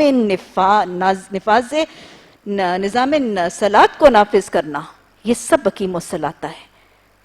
اور ہر شخص اپنی رعیت کے بارے میں پوچھا جائے گا. مرد اپنے گھر کا رائی ہے، عورت اس کی غیر موجودگی میں اپنے گھر کی رائیہ ہے. اللہ سبحانہ تعالیٰ نے حضرت اسماعیل ذبیح اللہ کو حکم دیا تھا وَأْمُرْ أَهْلَكَ بِالصَّلَاةِ، اپنے گھر والوں کو نماز کا حکم دے. وہ جو خانہ کعبہ کی تعمیر کرنے والے تھے اپنے ہاتھوں سے، ان کو حکم دیا گیا. تو یہ اقیم الصلاۃ ہے. اولادوں کو نماز کی طرف مائل کرنا، قائل کرنا، راغب کرنا، نمازی بنانے کی کوششیں کرنا، یہ اقیم الصلاۃ کا ایک مرحلہ ہے. اور میں آپ کو بتا دوں کہ والد جب گھر میں ہے تو اپنے نابالغ بچوں کی نماز کا حساب والد سے ہے. نابالغ بچوں کی نماز کا حساب والدین سے ہے. والد گھر پہ ہے تو اس سے حساب ہے، اور اگر والد گھر پر نہیں تو حساب اس ماں سے ہے، رائیہ سے ہے. ہاں، بچے جب بالغ ہو جائیں اگر وہ نماز نہ پڑھیں تو حساب تو ماں باپ سے نہیں ہے، لیکن اگر بچے بالغ ہو جائیں اور نماز پڑھیں تو اجر والدین سکھانے والوں کو ضرور ہے. رب اجعلنی مقیم الصلاۃ ومن ذریتی. اچھا جی، متقین وہ ہوتے ہیں کہ ایمان لانے کے بعد سب سے پہلا کام نماز قائم کرتے ہیں. اور کیا کرتے ہیں؟ اور اس میں جو اللہ نے رزق دیا ہے اس کو وہ خرچ کرتے ہیں. خرچ کرتے ہیں، وہ چاہے فرض صدقات زکوٰۃ کی شکل میں، نفل صدقات صدقات کی شکل میں. ان کو آخرت پر یقین ہے، ان کو جنت جہنم پر یقین ہے. بالغیب، بغیر دیکھے جنت کو جانتے ہیں. ان کو پتہ ہے جنت کی قیمت کیا ہے. ان کو پتہ ہے جنت میں داخلے کے لیے جنت کے گھر کی قیمت ادا کرنی ضروری ہے. اس لیے خدا داد نعمتوں میں سے خرچ کر کے اس جنت کا سودا کرتے ہیں. ان کو پتہ ہے، حدیث نے کہہ دیا، ان کو بغیر دیکھے جہنم کی آگ پر ایمان ہے. ان کو حدیث کے الفاظ پر ایمان ہے. آپ صلی اللہ علیہ وسلم نے فرمایا جہنم کی آگ سے بچو چاہے کھجور کا ایک ٹکڑا دے کر. ان کو ایمان ہے کہ آپ صلی اللہ علیہ وسلم نے فرمایا تھا کہ صدقہ اللہ کے غضب کو ٹھنڈا کرتا ہے، جہنم کی آگ کو ٹھنڈا کرتا ہے. ان کو ایمان ہے، اس لیے یہ خرچ کرتے ہیں. جہنم کی آگ کو ٹھنڈا کرنے کے لیے، اللہ کے غضب کو بجھانے کے لیے، آسان حساب کرنے کے لیے، جنت کے گھروں کی قیمت ادا کرنے کے لیے یہ خرچ کرتے ہیں. ایمان اب عمل میں بدل رہا ہے. اور کیا کرتے ہیں؟ والذین یؤمنون بما انزل الیک، جو محمد صلی اللہ علیہ وسلم کی طرف اترا، قرآن پر ایمان لاتے ہیں. یہ مانتے ہیں کہ قرآن وحی کے ذریعے پہنچا، یہ مانتے ہیں کہ قرآن اللہ کے الفاظ ہیں، یہ مانتے ہیں کہ قرآن اللہ کے احکامات ہیں، یہ مانتے ہیں کہ قرآن محفوظ ہے، اللہ نے اس کی حفاظت کا ذمہ لیا. یہ قرآن کو مانتے ہیں اور قرآن کی مانتے ہیں. وَمَا أُنزِلَ مِن قَبْلِكَ، اور جو محمد صلی اللہ علیہ وسلم سے پہلے نبیوں پر اترا ان پر بھی مانتے ہیں. یاد رکھیے گا، ایک مومن اور ایک متقی وسیع النظر ہوتا ہے. اس کی نگاہوں میں وسعت ہوتی ہے، وہ تنگ دل نہیں ہوتا. وہ تنگ دل نہیں ہوتا صرف اپنے رسول کو اور اپنے رسول صلی اللہ علیہ وسلم پر اترے ہوئے قرآن کو نہیں، پچھلے نبیوں کو بھی مانتے ہیں، ان پر اتری ہوئی آسمانی کتابوں اور الہامی صحیفوں کو بھی مانتے ہیں. وسعت نگاہ ہے، نگاہوں میں بھی وسعت ہے، دل میں بھی وسعت ہے. تنگ نظری نہیں ہے، تنگ دلی نہیں ہے. اپنے رسول صلی اللہ علیہ وسلم اور ان پر اتری ہوئی کتاب کو مانتے ہیں، پچھلیوں کو بھی مانتے ہیں. قرآن کو مان کے قرآن کی تو مانتے ہیں، لیکن تورات اور انجیل کو مان کے ان کی نہیں مانتے. کیوں؟ کیونکہ قرآن تو محفوظ ہے اور تورات اور انجیل تحریفات اور تبدیلیوں کا شکار ہو چکی ہیں. قرآن کو مان کے قرآن کی مان لیتے ہیں، لیکن تورات اور انجیل کو مان کے ان کی ماننے کا تصور نہیں ہے. اور کیا ہے؟ وَبِالْآخِرَةِ هُمْ یُؤْمِنُونَ، اس سے بھی ایک پختہ درجہ. وَبِالْآخِرَةِ هُمْ یُوقِنُونَ، اور آخرت پر ان کو یقین ہے. آخرت پر ان کو یقین ہے. قرآن الکتاب سے ہدایت کے لیے آخرت کی فکر اور آخرت کا پختہ یقین لازم ہے. اس کے بغیر قرآن سے ہدایت نہیں مل سکتی. یاد رکھیے گا، ایمان بالآخرہ نہ ہو اور فکر آخرت نہ ہو تو انسان کیا ہے؟ شتر بے مہار ہے. ایک سٹوڈنٹ ہے، اس کو امتحان کا احساس نہیں اور امتحان کی فکر نہیں، وہ پڑھتا ہے. اگر ہم آپ کا یہاں پہ ٹیسٹ نہ لیں تو قرآن سے شدید محبت اور قرآن کو سیکھنے کے ذوق و شوق کے باوجود اس طرح پڑھائی نہیں ہوگی. جب تک آخرت کی فکر نہ ہو اور آخرت کی تیاری کا یقین نہ ہو تب تک تقوی کا چوکیدار دل پہ نہیں بیٹھتا. اور اللہ سبحانہ تعالیٰ نے فرمایا وَبِالْآخِرَةِ هُمْ یُوقِنُونَ، یقین ہے. جب تک آخرت کا یقین نہ ہو. یقین کیسا ہے؟ مجھے اور آپ کو یقین ہے؟ ابلتے ہوئے کھولتے ہوئے پانی کی یا کھولتے ہوئے تیل کی پیالی پڑی ہے، آپ کو یقین ہے؟ اس کو ہونٹوں سے لگائیں گے تو وہ ہونٹوں کو کیا کرے گا؟ بھون کے رکھ دے گا. یقین ہے؟ حلق سے نیچے اتاریں گے تو گلا بھون کے رہ جائے گا. یقین ہے؟ آپ کو پتا ہے کہ ایک چولہا جل رہا ہے، آپ اس کے اندر ہاتھ ڈالیں گی آگ کے تو ہاتھ جل جائے گا. یقین ہے؟ اتنا یقین ہے کہ آپ آگ میں ہاتھ نہیں ڈالیں گی. ابلتے ہوئے پانی کی پیالی کو اپنے حلق سے کیا اپنے ہونٹوں سے لگانے کا امکان بھی نہیں آئے گا. یہ ہے یقین. یہ ہے یقین. تو ان کو آخرت کا یقین ہے. یہی وہ لوگ ہدایت پر ہیں اور یہی لوگ فلاح پانے والے ہیں. قرآن سے ہدایت کے لیے پھر کون سی صفات ضروری ہیں؟ ایک لسٹ بنا لیجئے. قرآن سے ہدایت کس کو ملے گی؟ نمبر 1، جو قرآن سے جڑے گا، اپنے تعلق میں شک نہیں کرے گا، دل پہ اللہ کا تقوی پیدا کرے گا، ایمان مفصل پر جمے گا، نماز قائم کرے گا، زکوٰۃ دے گا، قرآن کو اور قرآن کی مانے گا اور فکر آخرت کو دلوں میں راسخ کرے گا. یہ قرآن سے ہدایت کے لیے آج بیسک ریکوائرمنٹس بتا دی گئی. فلاح کس کو ملے گی؟ فلاح کے لیے کیا ضروری ہے؟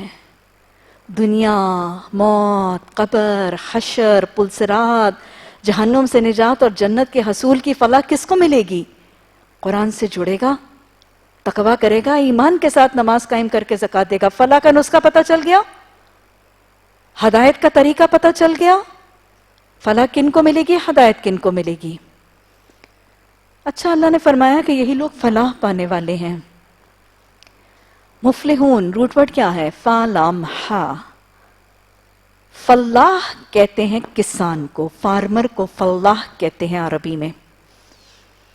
اگر آپ دیکھیں گے تو ایک کسان فلاح کا متقی اور مومن کا ہی سا کام اور عمل اور رویہ اور انجام ہے. بہت ملتا جلتا ہے. مومن و متقی اور ایک فلاح، عمل بھی ایک جیسے ہیں، رویے بھی ایک جیسے ہیں، انجام بھی ایک جیسا ہے.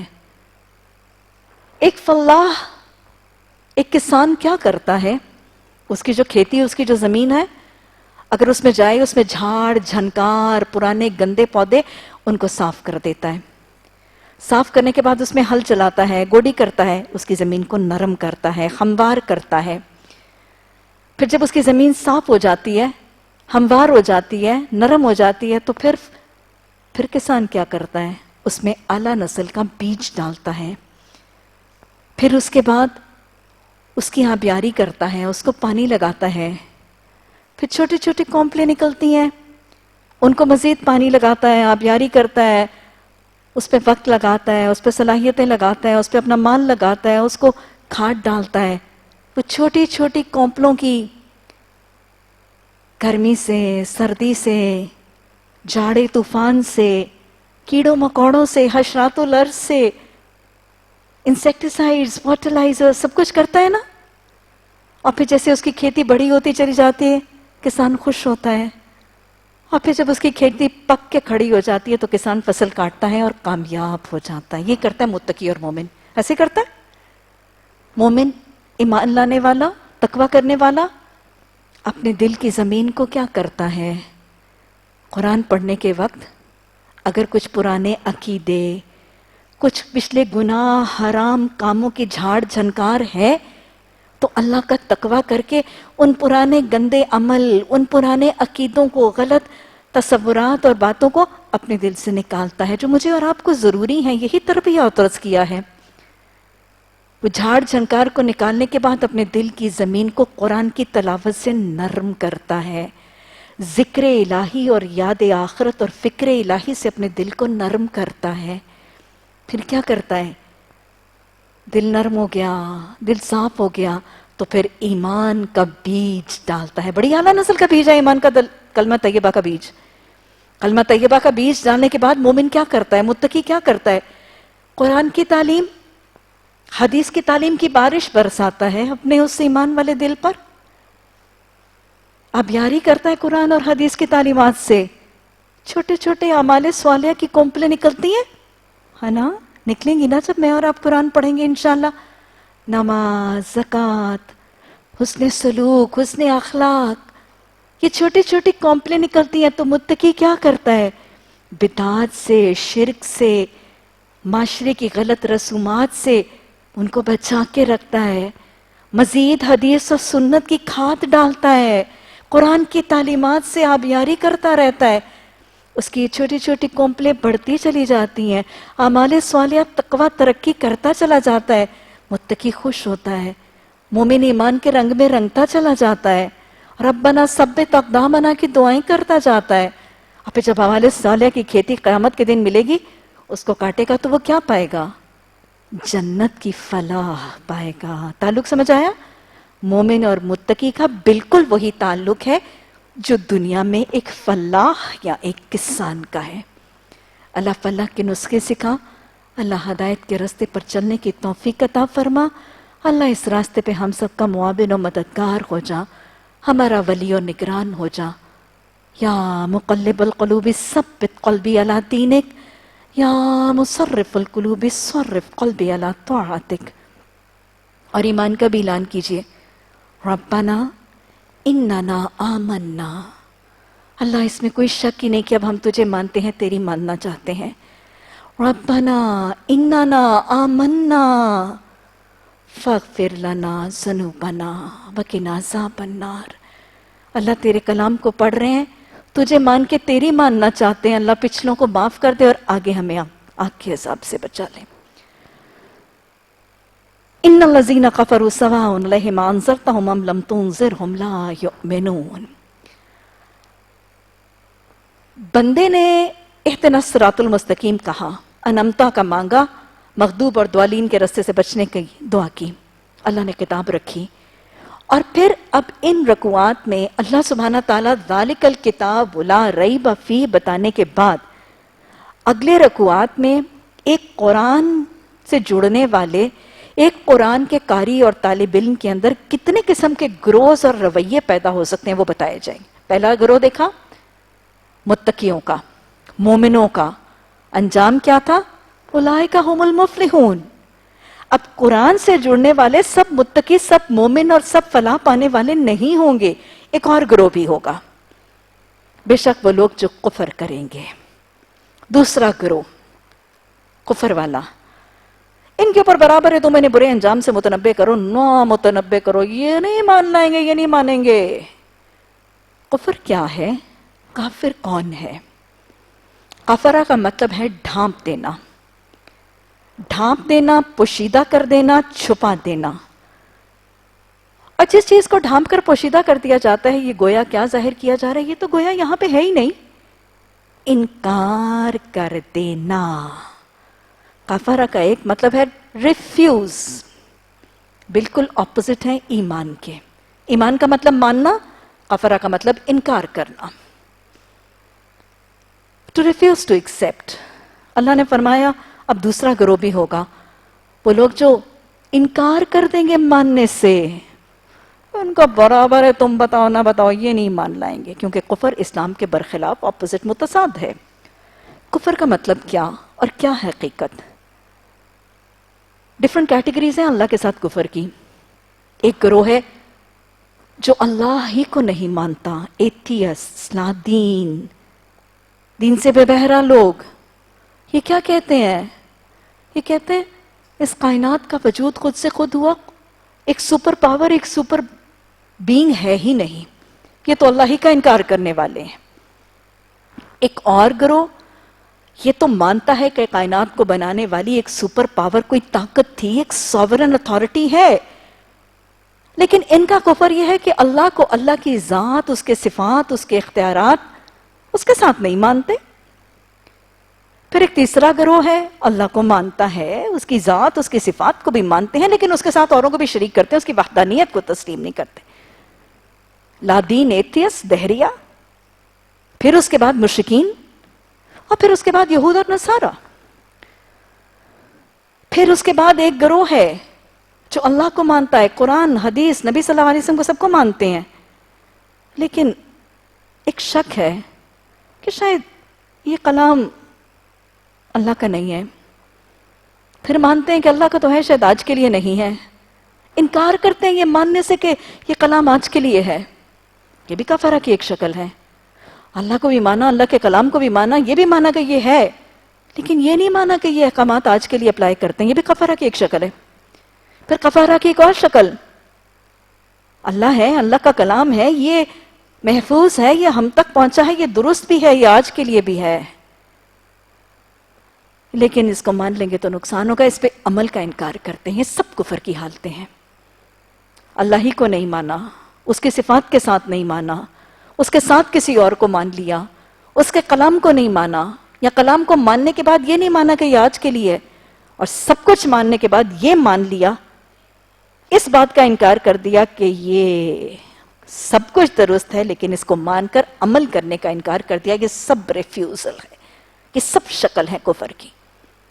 بدھ کو پوجنے والے مشرکین مکہ کافر ہیں، نو ڈاؤٹ، ہندو بدھ مت کافر ہیں، نو ڈاؤٹ، لیکن شاید ہم صرف ہندوؤں کو، بدھ متوں کو، مشرکین مکہ کو، بتوں کو پوجنے والے، سورج، چاند، ستارے، دیویوں کو، آگ کو، درختوں کو، پہاڑوں کو، پتھروں کو، ستاروں کو پوجنے والوں کو کافر سمجھتے ہیں۔ ہاں یہ کافر ہے، لیکن صرف کافر یہ نہیں ہے، ہر وہ شخص جو شاید قرآن کو مان کے قرآن کی نہیں مانتا، پڑھنے کے بعد اس کو عمل میں لانے کا انکار کرتا ہے، یہ بھی انکار کی کیفیت ہے، اور شاید یہ بدترین انکار کی کیفیت ہے۔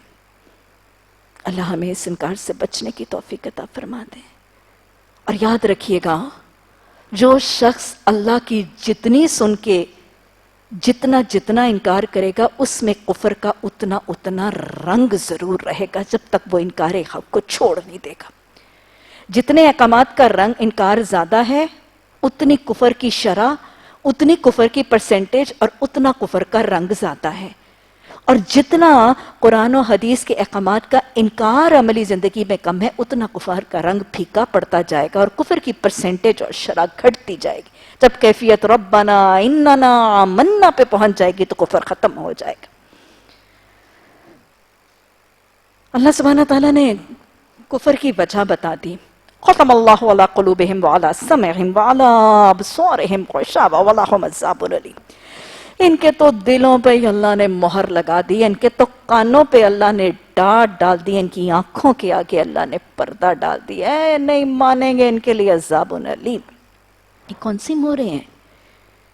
یہ کون سی مہریں ہیں؟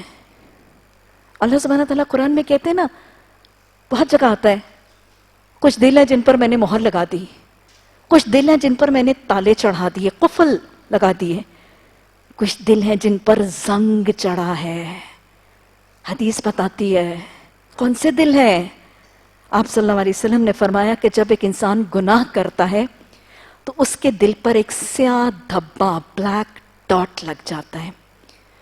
آپ نے فرمایا کہ جب وہ گناہ کرنے کے بعد توبہ کر لیتا ہے تو یہ سیاہ دھبا صاف ہو جاتا ہے، لیکن اگر وہ گناہ کے بعد توبہ نہیں کرتا اور گناہ کرتا جاتا ہے تو یہ چھوٹے چھوٹے سیاہ نقطے مل کر کیا کر دیتے ہیں، اس کا سارا دل سیاہ ہو جاتا ہے۔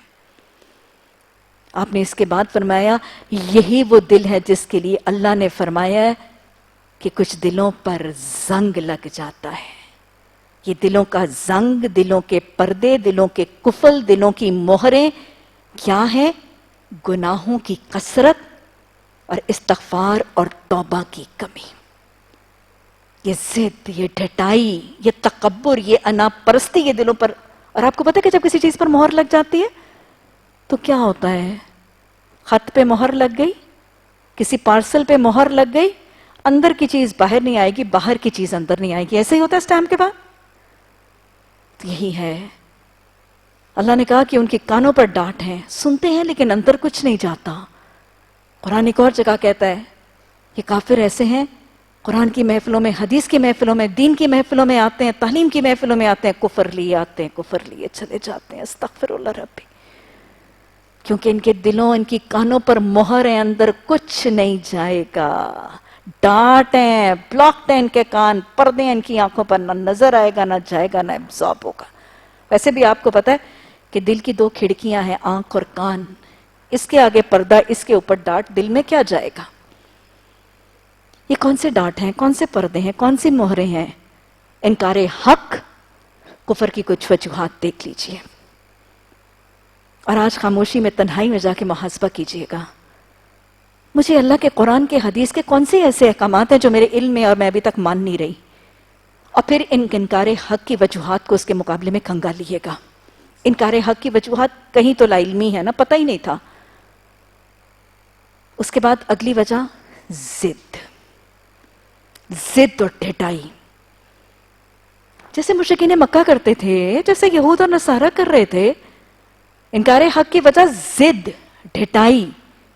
پھر اگلی وجہ انا پرستی، ایگو کا مسئلہ بنا لینا. پھر تکبر. اور پھر اگلی وجہ حب دنیا، دنیا کی محبت. بلیو یو می، اس کے علاوہ اور انکار حق کی شاید کوئی وجہ ڈائگنوسڈ نہیں ہے. یہی موریں ہیں، یہی ڈانٹ ہے، یہی پردے ہیں، یہی خلاف ہے. بس اوقات ضد اور ڈھٹائی. شیطان ضدی بنا دیتا ہے، ڈھیٹ بنا دیتا ہے، اور انسان مان کے نہیں دیتا. بس اوقات شیطان ایگو کا مسئلہ بنا دیتا ہے، انا کا مسئلہ بنا دیتا ہے. ہوتا ہے قرآن کے کچھ احکامات کو سننے کے بعد، ان کو سمجھنے کے بعد، ان کی حقیقت کو جاننے، اس کی افادیت کو سمجھنے، ان کی حکمتوں کو پا لینے کے باوجود انسان نہیں مانتا. لوگ ڈھٹائی سے جمے رہتے ہیں. اور یہ انا کا ساری زندگی میں ایک طرح کا لباس پہننے کے بعد، ایک طرح کے رسومات اپنانے کے بعد، آج اپنا طریقہ بدلوں گی، لوگ مجھے کیا کہیں گے؟ کیا کہیں گے لوگ؟ تو وہ تھی یا تو یہ تھی؟ بس وہ انا ہو گئی، میں جو کرتی رہی ہوں وہ ٹھیک ہے، اب میں کیسے بدل دوں اس کو؟ یہ انانیت ہے، ایگوئزم ہے. تکبر کیا ہے؟ اپنے طریقے کو نعوذ باللہ ٹھیک سمجھنا، اور قرآن اور حدیث کے طریقے کو نعوذ باللہ ثم نعوذ باللہ من ذالک، اس کو کمتر اور ادنا سمجھنا. جو لباس میری برادری میں، میرے معاشرے میں رائج ہے، وہ آج کے لیے زیادہ پریکٹیکل ہے. جو لباس شاید قرآن سکھا رہا ہے، وہ شاید نیکسٹ ٹو امپاسبل ہے. جو معاشی نظام قرآن سکھاتا ہے وہ آج ہو ہی نہیں سکتا انٹرنیشنلی، گلوبلی. جو نظام گلوبلی رائج ہے وہی ترقی کا ضامن ہے. یہ کیا ہے؟ اپنے طریقوں اور اپنے سسٹمز کو بہتر سمجھ کے نعوذ باللہ قرآن اور حدیث کے نظام اور طریقوں اور احکامات کو کمتر یا ادنا سمجھنا، یہ بدترین طریقے کا تکبر ہے. اور اللہ تکبر کو تو معاف نہیں کرتا. اور پھر کفر کی اور انکار حق اور اللہ کے احکامات کے انکار کی اگلی وجہ جو ہے وہ دنیا کی محبت ہے. اس کو مانوں گی، دنیا ہاتھ سے جائے گی. اس کو اپناؤں گی، دنیا میں نقصان ہوگا یا کوئی فائدہ ہاتھ سے جائے گا. یہ حب دنیا. دنیا میں میری ساکھ ہے، دنیا میں میری شہرت ہے، دنیا میں میری ریپوٹیشن ہے، دنیا کے مجھے فائدے مل رہے ہیں، دنیا کے نقصانات سے میں ڈرتی ہوں. یہ حب دنیا پاؤں کی زنجیر اور گلے کا توق بن جاتی ہے اور کفر کا ذریعہ بن جاتی. اللہ ہمیں ضد سے، ڈھٹائی سے، اللہ تکبر اور انانیت سے، اور سب سے بڑھ کے حب دنیا سے بچنے کی توفیق عطا فرما دے. اللہ دنیا کی محبت سے تو ہم سب کو غنی کر دے. اللہ دنیا کی محبتوں سے غنی کر کے اپنی محبت عطا فرما دے. اپنے حبیب صلی اللہ علیہ وسلم کی محبت، قرآن کو سیکھنے کا ذوق و شوق. اور اللہ دنیا کے غموں سے ہمیں غنی کر کے ہمیں فکر آخرت کا غم ہمیں اس سے آشنا کر دے. اللہم انی اسألک حبک وحب من یحبک وعمل الذی یبلغنی حبک. ربي أوزعني أن أشكر نعمتك التي أنعمت علي وعلى والدي وأن أعمل صالحا ترضاه وادخلني برحمتك في عبادك الصالحين اللهم ألهمنا رشدا وأعذنا من شرور أنفسنا ربنا لا تزغ قلوبنا بعد إذ هديتنا وهب لنا من لدنك الرحمة إنك أنت الوهاب سبحانك اللهم وبحمدك نشهد أن لا إله إلا أنت نستغفرك ونتوب إليك سبحان ربك رب العزة عما يصفون والسلام على المرسلين والحمد لله رب العالمين آمين ثم آمين